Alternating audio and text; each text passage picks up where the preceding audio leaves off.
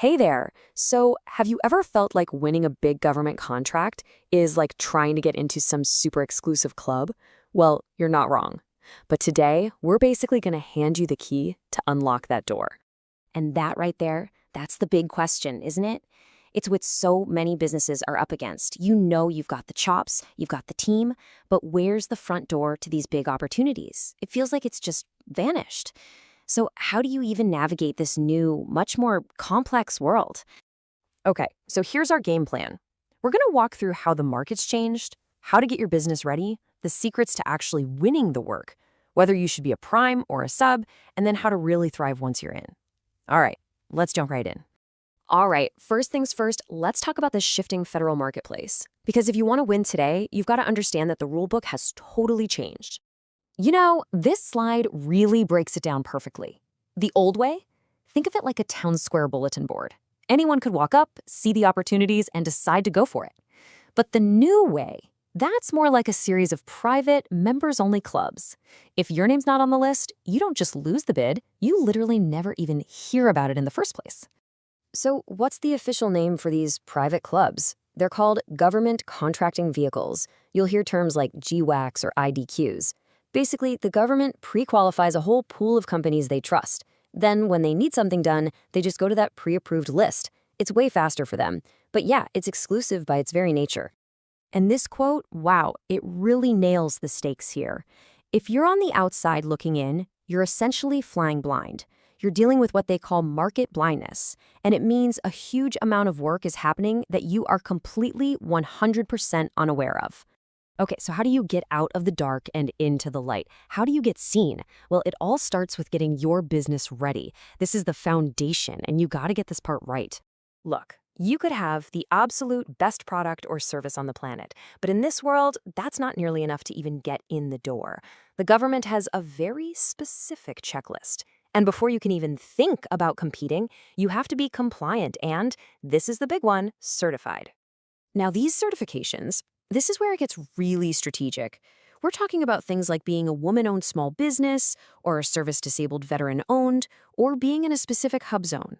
These aren't just labels on a form. They are strategic keys that can unlock entire contracts that are set aside just for you. It's a huge advantage. Okay, so let's say you've done the work. You're certified, you're compliant, you even won a spot on one of these contract vehicles. That's awesome, but you're not done. Not even close.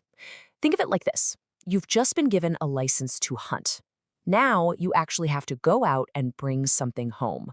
So, winning over and over again really comes down to three key things. First, you got to make sure you're on the right vehicles for your specific business.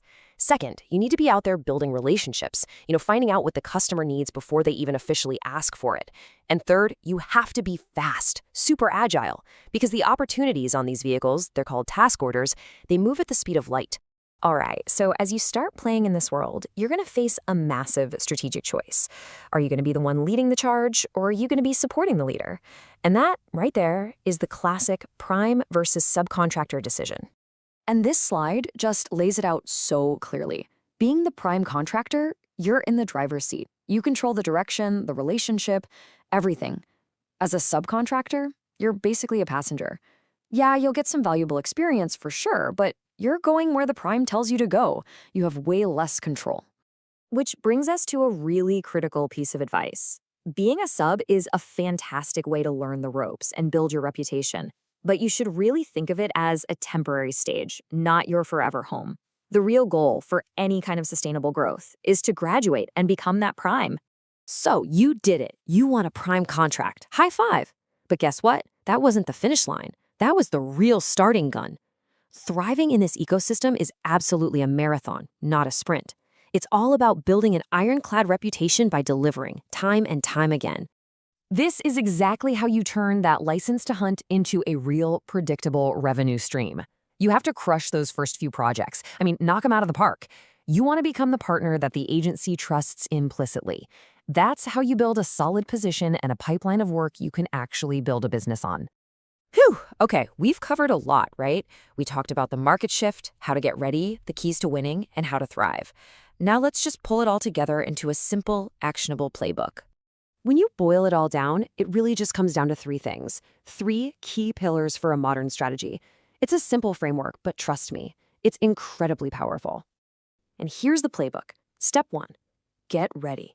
Do an audit of your business, figure out your strengths, and get the right certifications. Step 2. Get in. Be smart, prioritize, and go win a prime spot on the contract vehicles that make sense for you. And finally, Step 3. Win consistently.